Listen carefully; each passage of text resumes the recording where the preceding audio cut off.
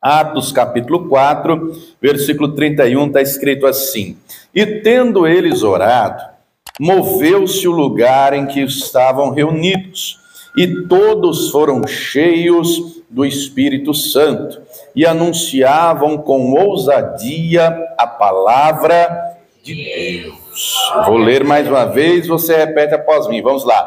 E tendo eles orado, moveu-se o lugar em que estavam reunidos, e todos foram cheios do Espírito Santo e anunciavam com ousadia a palavra de Deus. Você crê que isso aconteceu? E você crê que o mesmo Espírito Santo que encheu eles esse dia também está aqui e também vai te encher? Crê também que Ele vai falar conosco? Então coloque tua Bíblia sobre o teu assento e vamos dar para o Senhor e para a sua palavra a melhor salva de palmas que você já deu. Feche os teus olhos, vai aplaudindo, vai glorificando. Senhor nosso Deus e Pai, Deus bendito, santo e todo-poderoso, a tua igreja te aplaude e te glorifica. Abre os céus agora e receba o louvor da tua igreja, e por essa mesma abertura vai derramando agora a tua graça, a tua bênção, a tua virtude e o teu poder. Ninguém veio aqui ouvir o homem falar, o homem não tem nada a dizer, todos viemos ouvir a tua voz, a tua palavra. Tome agora os lábios do pregador, a boca do mensageiro, que eu diminua, o Senhor cresça, remova toda barreira, todo obstáculo e envia a tua palavra com poder e autoridade, e que a tua palavra agora vá e produza o resultado para o qual está sendo enviada, em nome do Senhor Jesus. Diga amém, Senhor. Tome teu assento, por gentileza, pode se assentar, mas preste muita atenção, não se distraia. Se você trouxe caneta e papel, tome nota de tudo o que vai ouvir e aprender. Traga sempre caneta, papel, anote tudo, confira tudo. Todo cristão tem obrigação de conhecer a palavra de Deus. Muito bem. O Senhor Jesus, antes de subir aos céus, disse aos discípulos que permanecessem em Jerusalém até que do alto eles fossem revestidos de poder. Isso acontece 10 dias depois dele subir aos céus. O Espírito Santo vem. Todos são cheios, né? Isso eram 9 horas da manhã. Ao término daquele mesmo dia, já quase 3.000 pessoas haviam crido e sido batizadas nas águas. Muito bem, a igreja começa a crescer. O Espírito Santo vai conduzindo, vai agindo.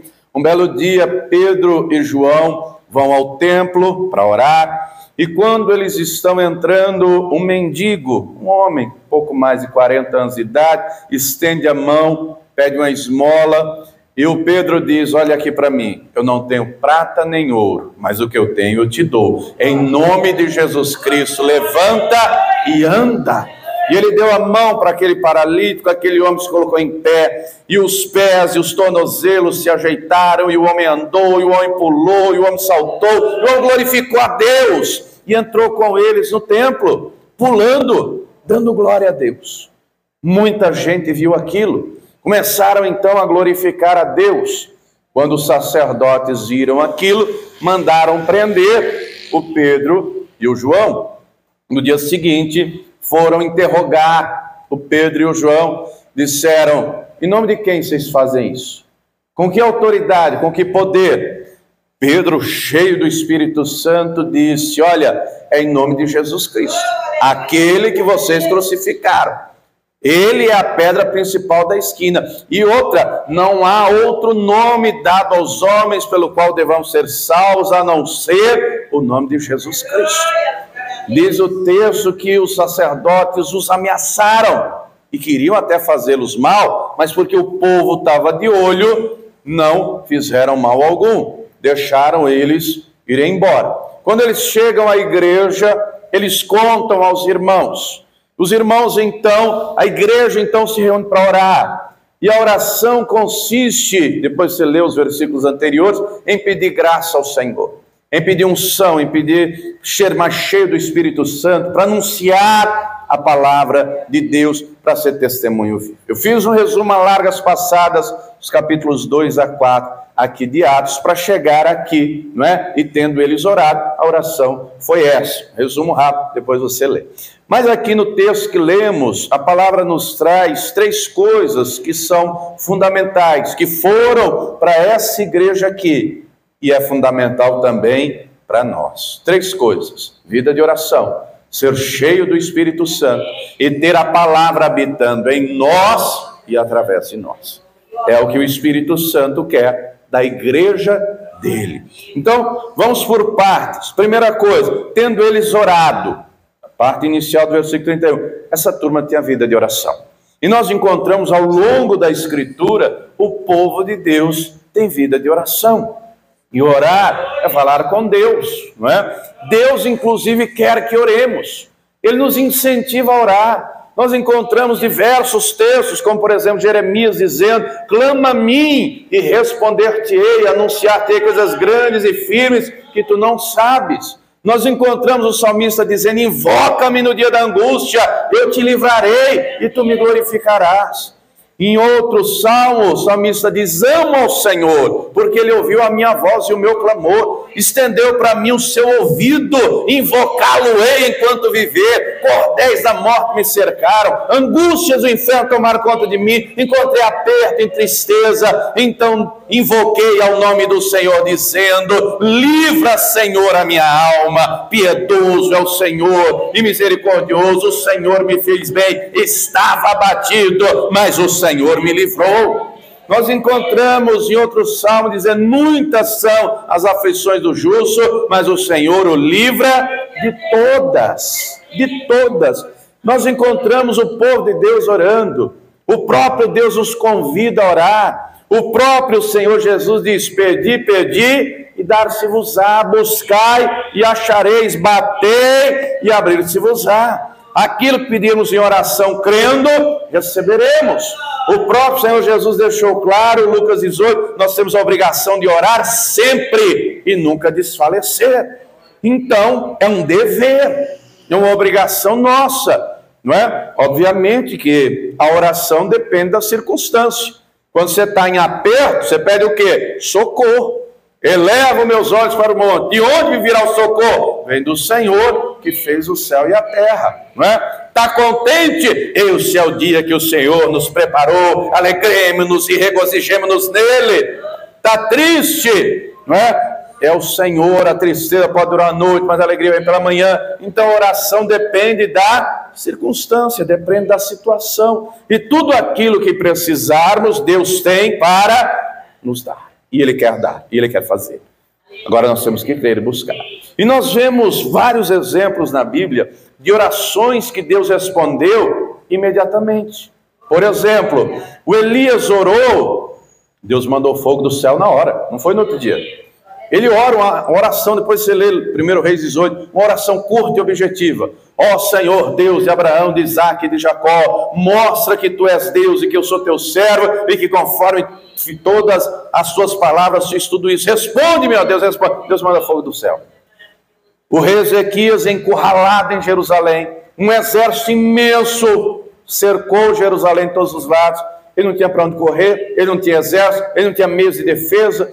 O inimigo envia cartas exigindo rendição imediata. Ele pega essas cartas, ele vai no templo, ele coloca dentro do altar, ele põe as cartas diante do altar, ele dobra o joelho, está escrita a oração dele, ele orou, ele clamou a Deus. No mesmo dia, Deus manda um anjo que exterminou 185 mil homens do inimigo. Esse mesmo Ezequias, em outro momento, está adoentado, está acamado. O negócio é grave, ele está à beira da morte. Ele recebe uma palavra terrível: prepara tudo, que você vai morrer. Mas ele vira o rosto para a parede, ele ora, ele chora. Deus ouve a oração dele, manda o profeta voltar e dizer: eu vi tua oração, eu vi as tuas lágrimas, 3 dias você vai estar curado, estou te dando mais 15 anos de vida. É bom quando Deus faz as coisas na hora, não é? É maravilhoso, é ótimo, é excelente. Diga para a pessoa que está do teu lado: mas nem tudo Deus vai fazer na hora. Deus não faz o que a gente quer, Deus faz o que Ele quer. Não é do nosso jeito, é do jeito dele. Tem situações que Ele vai responder na hora. Está lá o Josué no meio da batalha terrível, o exército inimigo é 5 vezes maior, mas ele clama a Deus: sol, fica aí, lua, fica lá. Na hora, o negócio aconteceu. Tem coisa que Deus vai fazer na hora, nem tudo ele vai fazer na hora. Cabe a nós, obviamente, discernir, cabe a nós, obviamente, compreender. Deus fez, glória a Deus. Não fez ainda, glória a Deus. No tempo certo ele vai fazer. Nós encontramos, por exemplo, um Abraão que orou 25 anos para o Isaac nascer. O Isaac orou 20 anos para a esposa conceber. A questão é como permanecer orando quando a coisa não acontece na hora. Imagine você vir um dia ao culto, 2, 3, 5, um mês, um ano, clamar, orar, buscar e algo não acontecer. O Abraão passou por isso, 25 anos. Como permanecer? Como perseverar? Vamos ver, Romanos capítulo 4, está escrito, não é? E se está escrito é para nos ensinar. Romanos 4, vai lá comigo. Romanos 4, eu vou ler a partir do versículo 16. Obviamente que Abraão é nada mais, nada menos que o pai da fé, não é? Encontrou? Romanos 4, versículo 16. Portanto, é pela fé, para que seja segundo a graça, a fim de que a promessa seja firme a toda a posteridade, não somente a que é da lei, mas também a que é da fé de Abraão, o qual é pai de todos nós. Como está escrito: por pai de muitas nações te constituí, perante aquele no qual creu, a saber, Deus, o qual vivifica os mortos e chama as coisas que não são como se já fossem, o qual em esperança creu contra a esperança, que seria feito pai de muitas nações, conforme o que lhe fora dito, assim será a tua descendência. Presta atenção no versículo 19. E não enfraqueceu na fé, nem atentou para o seu próprio corpo já amortecido, pois já era de quase 100 anos, nem tampouco para o amortecimento do ventre de Sara, e não duvidou da promessa de Deus por incredulidade, mas foi fortificado na fé, dando glória a Deus, e estando certíssimo de que aquele que tinha prometido também era poderoso para o fazer. Mas se você tiver a caneta, grife aí os versículos 19 e 21. Ele não enfraqueceu na fé. Ele não enfraqueceu. Salomão diz lá no livro de Provérbios que a esperança demorada enfraquece o coração. Quando a pessoa pede algo, busca e não acontece, o coração vai desfalecendo. O desânimo vai chegando, vai esmurecendo. Mas o Abraão não enfraqueceu na fé. Ele glorificava a Deus. Ele acreditava: Deus prometeu, Deus vai cumprir. Eu não sei quando, eu sei que Ele vai fazer. E amados, a fé sem obras, ela é morta. E Deus espera da nossa parte uma posição de fé. Fé essa demonstrada através de atitudes. Vou lhe contar um exemplo aqui. Esses dias, domingo passado, retrasado, acho que umas 2 semanas, acabou o culto da manhã, estava ali na calçada conversando com os irmãos, e aí passa uma senhora, mora aqui do lado, nessa rua aqui. Eu falei: ô irmã, bom lhe ver, bom dia, paz, bem. Ô pastor, paz, tudo bom? Eu falei: que saudade da senhora, faz tempo que não lhe vejo. Ela: é, pastor, eu tô assistindo o programa na TV, estou assistindo no YouTube, é porque eu estou meio fraca na fé. Eu falei: irmã, mas vem na igreja, Deus vai lhe fortalecer. Um culto presencial na TV é muito bom, é muito legal, mas presencial é melhor ainda. Ela: é, pastor, eu vou. Eu estou indo ali na padaria, você sabe que a padaria é no próximo farol, né? Estou indo ali na padaria, mas eu vou vir no culto. Eu falei: a senhora vai na padaria? Ela falou: vou. E depois eu tenho que ir no mercado comprar umas coisinhas, mas é coisa rápida. E eu pensando comigo: olha que abençoada. E ela contou para mim as situações graves que ela estava enfrentando, mas não há problema que Deus não possa resolver. Está escrito: para Deus nada é impossível. Mas sabe o que me chamou a atenção? Ela tem força para ir na padaria, que é mais longe que na igreja. O supermercado mais próximo aqui já é quase na Vila Dirce. Ela tem força para ir na padaria, para ir no supermercado, mas não tem força para vir na igreja. Eu acho que ela ficou constrangida, porque ela veio naquele domingo à tarde, ela veio, só veio aquele. Não vem mais. Querido, querida, nós não podemos esmurecer. Se nós formos olhar para a alma cansa. a alma enfraquece, a alma entristece, a alma desanima. Diga para a pessoa que está ao teu lado: Deus quer ver você na fé. Vai ter dia que você não vai ter vontade de vir para a igreja, venha sem vontade. Vai ter dia que você não vai ter vontade de orar, ora sem vontade. Vai ter dia que não vai ter nem vontade de pegar isso aqui, pega do mesmo jeito, lê do mesmo jeito. Vai ter dia que a alma vai estar se arrastando, mas o Espírito vai te levantar, se você assim quiser. Abraão não enfraqueceu na fé, e você não vai enfraquecer também. Ele não olhou para a impossibilidade. Não, versículo 19, nem atentou para o seu próprio corpo já amortecido. Ele era um homem de 100 anos de idade. Você sabe, com 100 anos não tem o mesmo vigor, não é? Já não é um garotão aí de 20, 30. Ele não olhou para isso. A mulher dele já tinha 90.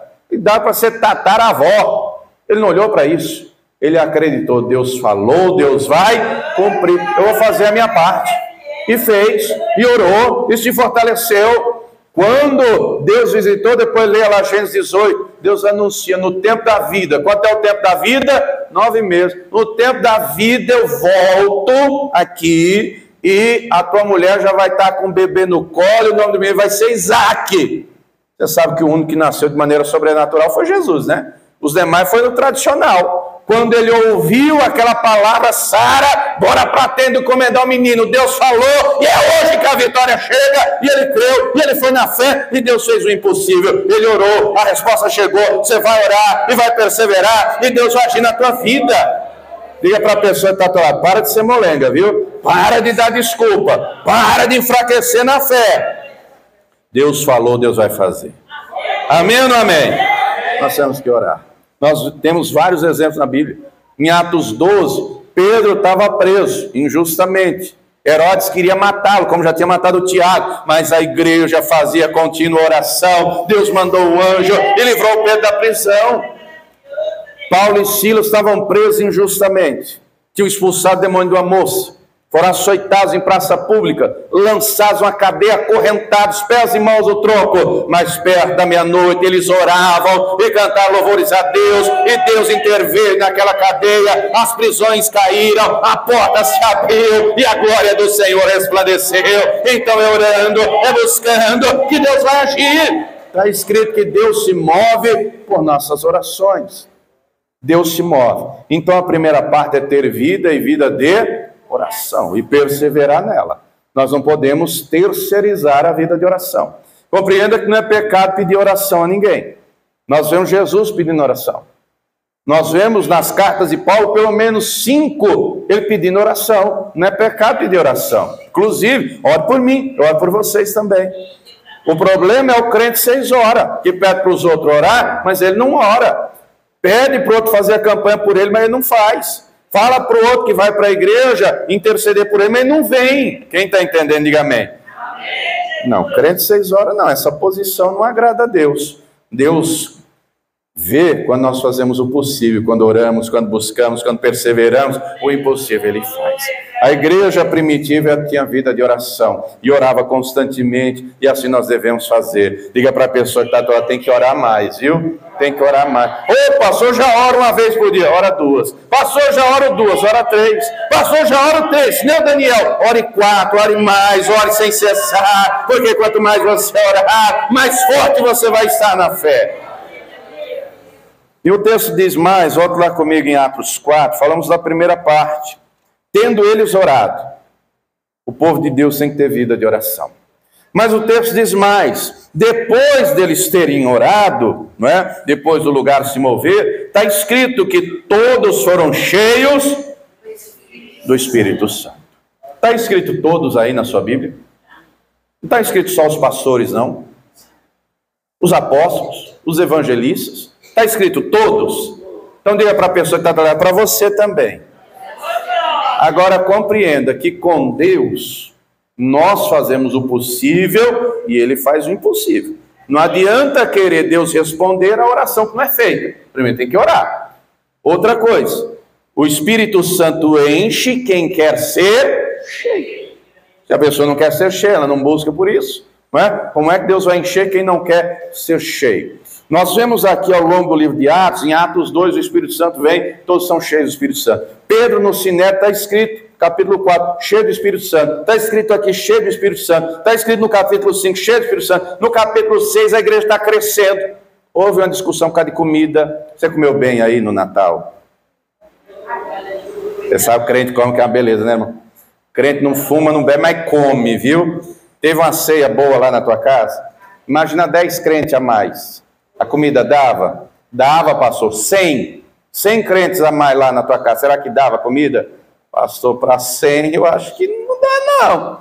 Alguém pode pensar, pastor, acho que para 100 dá. Para 1000 dava? Imagina 1000 crentes lá na tua casa. Pastor, é gente pra caramba.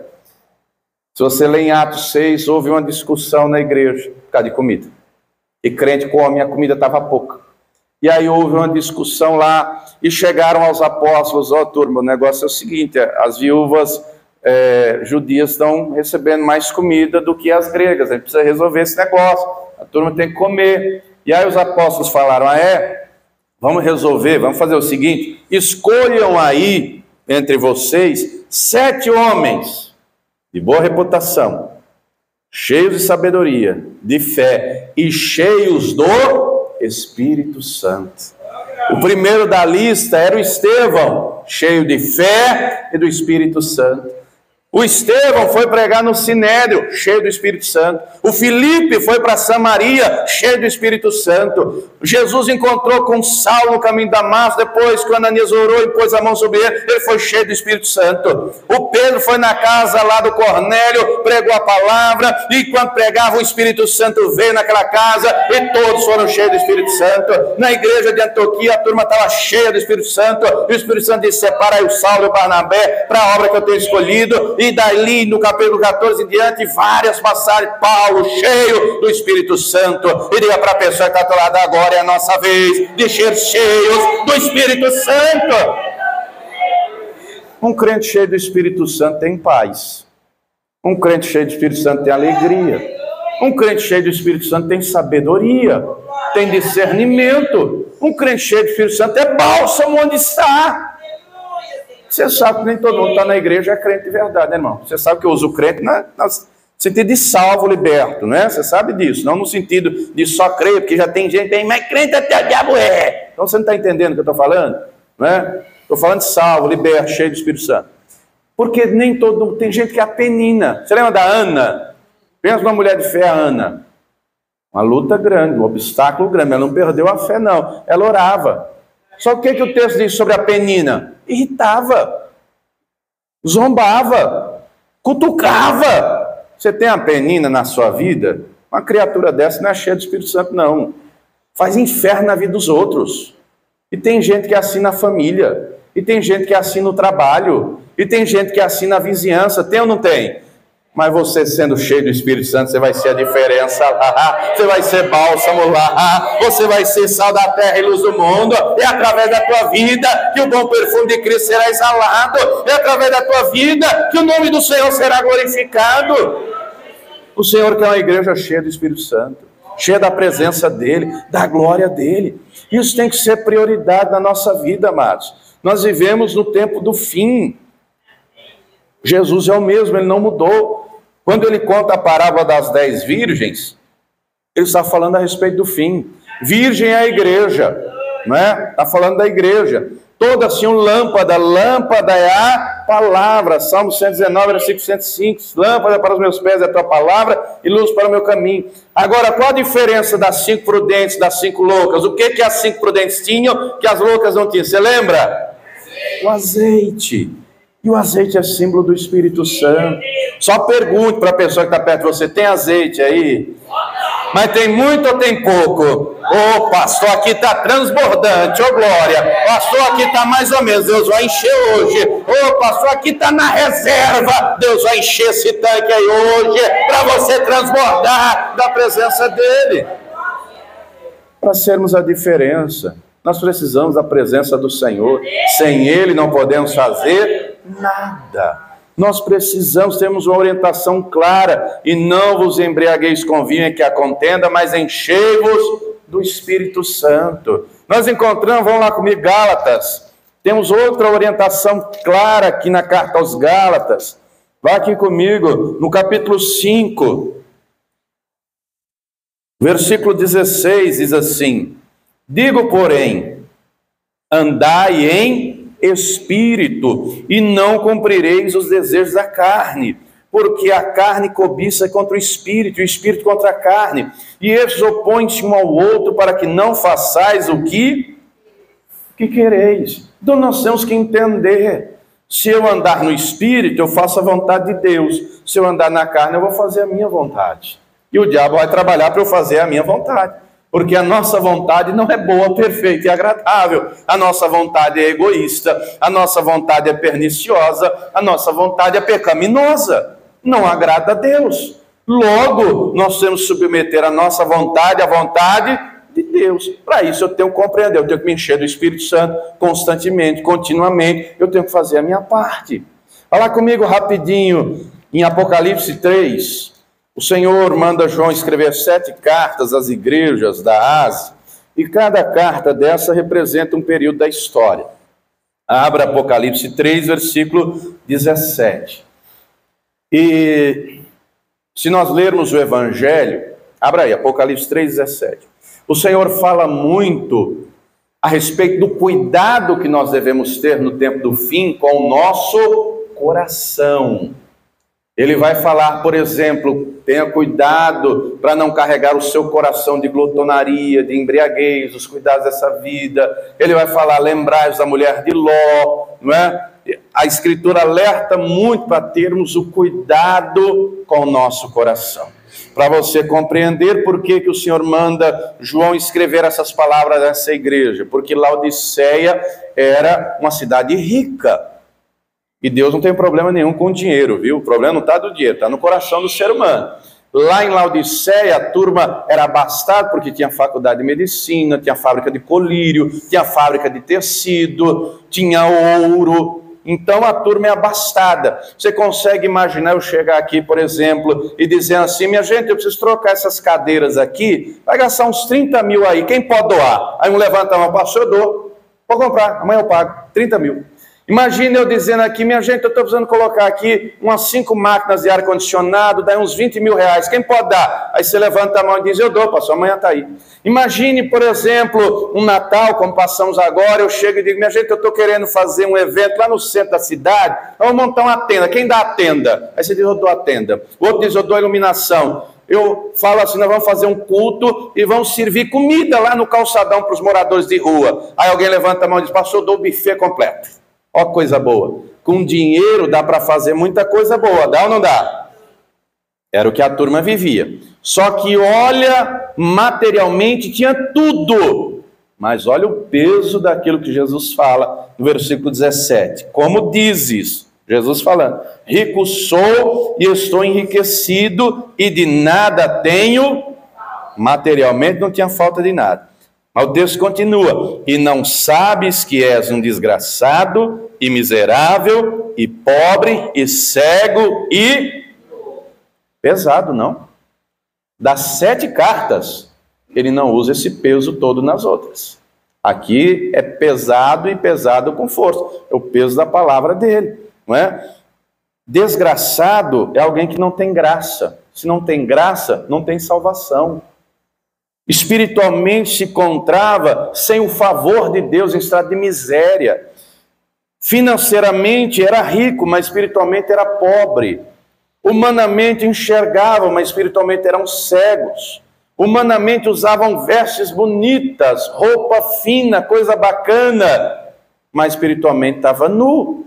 E tudo que está escrito aqui, minha gente, é para nos ensinar. O que Jesus está falando aqui, não é? Porque não é só para eles, é para a igreja de maneira geral. Nós devemos ter cuidado com o nosso coração e não esquecer daquilo que é a prioridade. Você já viu aquela ilustração que o pastor João Ribe conta da caverna?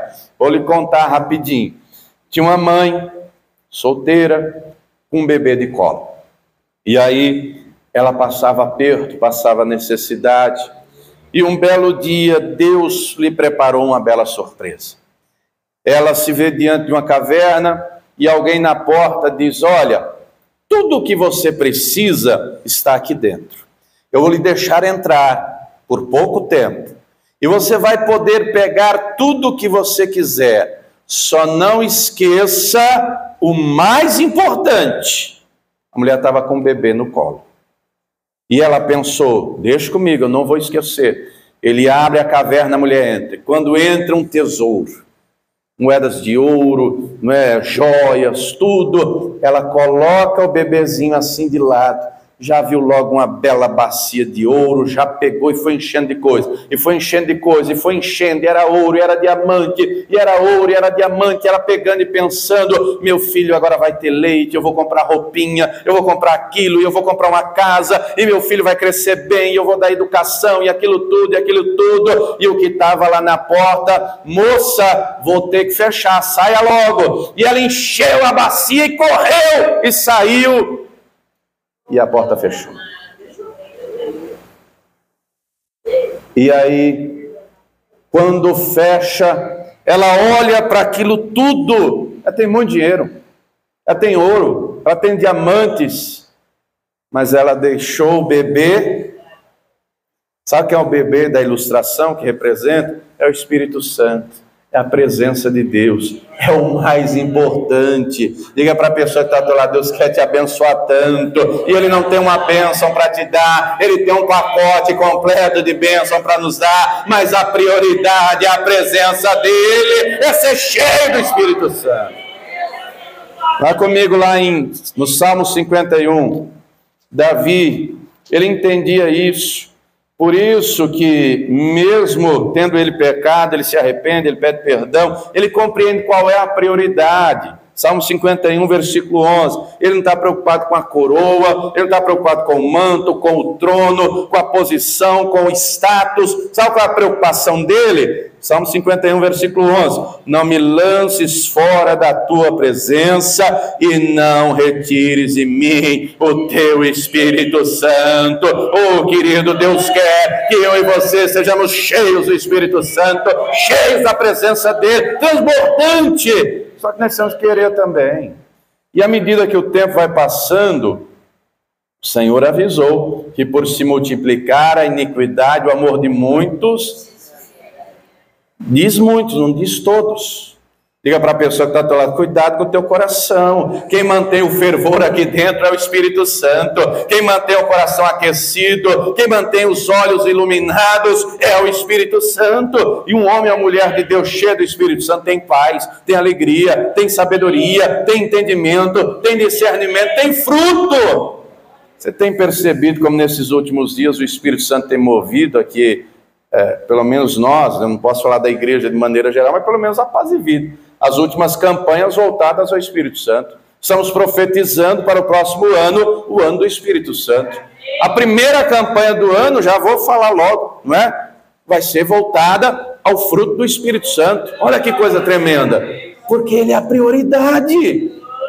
O Senhor quer uma igreja cheia da presença dele, que ama ele acima de todas as coisas. Quem está entendendo, diga amém. Amém. Volte lá comigo em Atos capítulo 4. Falamos da primeira e da segunda parte. Vida de oração, ser cheio do Espírito Santo, se manter cheio. Mas diz a parte final do versículo 31, e anunciavam com ousadia a palavra de Deus. A palavra de Deus tem que habitar em nós e através de nós. Deus não quer que a palavra dele esteja só num papel. Ele quer que a palavra dele também esteja aqui dentro, no nosso coração. Está escrito, escondi a tua palavra no meu coração para não pecar contra ti. Também está escrito, bem-aventurado aquele que não se assenta na roda dos escarnecedores, antes tem o seu prazer na lei do Senhor e nela medita dia e noite. O próprio Deus fala para o Josué, Josué, faz tudo conforme Moisés escreveu nesse livro, porque você então vai fazer prosperar o teu caminho, a coisa vai dar certo. Essa palavra que é viva, essa palavra que é poderosa, diga para a pessoa que está ao teu lado, essa palavra é viva, essa palavra entra aqui no nosso interior, ela frutifica, ela surte resultados. Olha comigo em Colossenses 3, carta aos Colossenses, capítulo de número 3, olha o que está escrito aqui, ó. Carta aos Colossenses, capítulo de número 3, vou ler o versículo 16, que diz assim: a palavra de Cristo habite em vós abundantemente, em toda sabedoria, ensinando-vos e admoestando-vos uns aos outros, com salmos e hinos e cantos espirituais, cantando ao Senhor com graça em vosso coração. Então a palavra tem que habitar em nós abundantemente. Só que, do mesmo jeito que a gente tem que ter vida de oração, do mesmo jeito nós temos que buscar para ser cheio do Espírito Santo, também temos que nos dedicar à palavra. Nós vivemos em dias que, infelizmente, muita gente é analfabeta bíblica, não tem conhecimento bíblico nenhum. Nós vivemos em dias, por exemplo, que, não sei se você já pesquisou, se não pesquisou, pesquise. Você já ouviu falar do pregador da nau? Pastor já, amém. Pastor não. Depois você coloca no YouTube, pregador da nau. Você já ouviu aquele louvor que diz: solta o cabo da nau, toma o remo nas mãos e navega com fé. O que é nau, minha gente? Nau é navio, igual 6,5 O que o louvor está transmitindo? Qual é a ideia ali? Não é? Entregando a vida a Jesus, ele vai dirigir, ele vai guiar e as coisas vão dar certo. E aí estava uma banda tocando, mostra lá esse vídeo, e dali a pouco entra o pregador, com a Bíblia, todo arrumado, pega o microfone e diz: eu vim aqui hoje para pregar sobre o valente Davi, mas eu vi os irmãos cantando esse hino, eu fiquei inspirado, eu vou pregar sobre o Danal, porque o Danal era um cabamacho, o Danal era um homem valente, o Danal era um homem de fé. A Bíblia diz, eu não sei o que está escrito, mas diziam para ele: solta o cabo, e ele não soltava não, por isso você tem que imitar a fé do Danal. Diziam para ele soltar o cabo, e ele não soltava. Imite a fé do Danal. E a multidão, uau! Eu falei: Jesus amado. Outro dia eu vi um vídeo de um cidadão que passou 1 hora contando uma receita de bolo. A pregação foi isso: como a mãe dele fez um bolo para ele. Minha gente, nós temos que, meditar nessa palavra de noite, estudá-la, conhecê-la. Ela tem que habitar em nós, porque se ela habitar aqui, ela vai estar aqui também. Porque a boca fala do que o coração está cheio.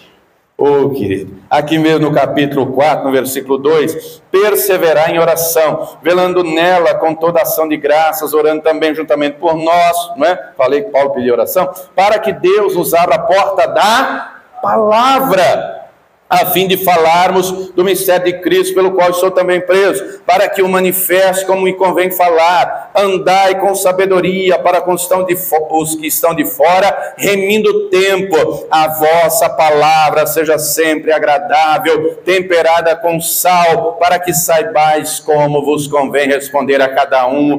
Querido, Deus quer essa palavra escrita no nosso coração, e é o Espírito Santo que escreve, não é com tinta, mas é o Espírito do Deus vivo. Segundo aos Coríntios 3, leia comigo. A palavra não pode ser só teoria, ela tem que ser conhecida, vivida, tem que ser prática em nossa vida. Segundo aos Coríntios 3, versículos 2 e 3 diz assim: vós sois a nossa carta, escrita em nossos corações, conhecida e lida por todos os homens, porque já é manifesto que vós sois a carta de Cristo, ministrada por nós, e escrita não com tinta, mas com o Espírito do Deus vivo, não em tábuas de pedra, mas nas tábuas de carne do coração. Querido, Deus quer essa palavra habitando no teu coração, porque ela habitando no teu coração, você vai liberar ela lá na tua casa, lá no teu trabalho, onde você estiver. Já lhe aconteceu de estar lá embaixo e ouvir uma palavra que te levantou, de estar angustiado e ouvir uma palavra que te tranquilizou, e assim a palavra estando em você, Deus vai usar você para ser a diferença na tua casa, no teu trabalho, onde você estiver. Eclesiastes 13, vá lá comigo, livro de Eclesiastes, estamos já terminando, livro de Eclesiastes, olha o que nos diz aqui no capítulo 12, aliás, Eclesiastes 12, versículo 10 diz assim: procurou o pregador achar palavras agradáveis, e o escrito é a retidão, palavras de verdade. As palavras dos sábios são como aguilhões e como pregos bem fixados pelos mestres das congregações, que nos foram dadas pelo único... Está pastor com letra maiúscula aí na tua Bíblia? Esse pastor é o pastor dos pastores, e a palavra dele é viva, e a palavra dele é poderosa, e a palavra dele habitando aqui dentro, ela vai frutificar, e ela vai produzir resultado, e o nome dele será glorificado, e nós vamos perseverar orando, e perseverar cheio do Espírito Santo, e essa palavra vai habitar em nós e através de nós. Quem está entendendo, diga glória a Deus. As promessas dele se cumprirão, teremos vida vitoriosa nessa terra, e uma eternidade inteira com ele. Quem crê nisso, diga amém. Se coloque de pé, por gentileza. Se coloque de pé.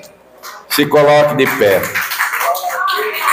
O texto deixa claro: tendo eles orado, moveu-se o lugar em que estavam reunidos, e todos foram cheios do Espírito Santo e anunciavam com ousadia a palavra de Deus. Isso aqui não é só para eles naquele tempo, é para todos nós, minha gente. É para todos aqueles que compreenderam: eu tenho que ter vida de oração, eu tenho que orar mais. Eu tenho que orar mais. E Deus quer nos ver orando mais, não é? Deus nos quer ver orando mais. Ele quer nos encher mais. E Ele quer a palavra dEle habitando em nós. Compreendam uma coisa: não é tarefa só do pastor pregar a palavra. Eu prego a palavra aqui dentro, nesse altar, mas eu prego na minha casa também. Onde eu vou, eu prego também. E assim você, lá na tua casa, é você que tem que levar a palavra. Lá no teu trabalho, onde você estiver, é você que tem que orar pela tua casa. É você que tem que orar pelo teu trabalho. É você que tem que orar pelos familiares, pelos colegas de trabalho. Quando uma pessoa é cheia do Espírito Santo, isso faz a diferença. Vou lhe contar um testemunho rápido, que eu ouvi hoje aqui pela manhã, no culto da manhã. Uma irmã está enfrentando um problema sério. Perdeu o marido. Faleceu agora dia 9, não tem um mês. Depois de décadas de casado, o marido faleceu, né? Já era idoso, adoeceu, o Senhor recolheu. Problema grave, não? E aí, para complicar a situação, na casa dela, só ela é cristã. Os filhos ainda não são convertidos. Final de semana agora, véspera de Natal, estava ela em casa, os filhos todos, bebendo cerveja, ouvindo música. Ela chega para os filhos e pede para colocar um louvor. E a filha: tá bom, mãe, vou colocar. E colocou lá um louvor. E ela começa a louvar a Deus. Os filhos, dali a pouco também, mesmo com um latinha de cerveja na mão. Dali a pouco, houve um barulho no portão. Era um vizinho. Estava passando, bateu. E ela contou que esse vizinho já teve problema com drogas. E ele falou: olha, e ela foi atender. Eu estava indo comprar um cigarro, mas eu ouvi esse louvor aí, e eu acho que é Deus que está me mandando eu vir aqui. Será que eu posso entrar para ouvir esse louvor? E ela falou: pode. E quando ele entrou, já estava acabando. E ele pediu: será que eu posso ouvir de novo? E ela falou para a filha colocou de novo. E à medida, né, o louvor sendo entoado ali, o moço chorava. E ali o Espírito Santo moveu-se dentro dela. E ela enfrentando um problema sério, perda do marido, os filhos que ainda não são salvos. E aí o Espírito Santo move ela. Ela chega naquele moço, vizinho. Ela diz: fulano, você quer entregar sua vida para Jesus? E ele chorando diz: eu quero. E ela disse: olha, eu não sou nada, não sou ninguém, não sei nem orar direito, mas eu vou orar por você. E ela orou. E o rapaz entregou a vida para Jesus, ela orou por ele. E aí ela falou: olha, eu sou da igreja tal, aqui da Paz de Vida. Se você quiser, vá lá. Se não quiser ir na Paz de Vida, vá em outra igreja. Mas busque a Deus, que Ele tem uma obra na sua vida. Olha a diferença de uma pessoa que tem vida de oração. Olha a diferença de uma pessoa cheia do Espírito Santo. De uma pessoa que conhece a palavra. Estava em dor? Tá, perdeu o marido. Morreu não tem um mês. Mas ela não deixa a alma dominar. Não deixa a dor falar mais alto. Dê lugar para o Espírito Santo agir. Talvez você está aqui nessa noite hoje, você está enfrentando luta. Está enfrentando adversidade, problemas. Nós vamos orar. Deus vai agir em teu favor. Está escrito que Deus se move por nossas orações.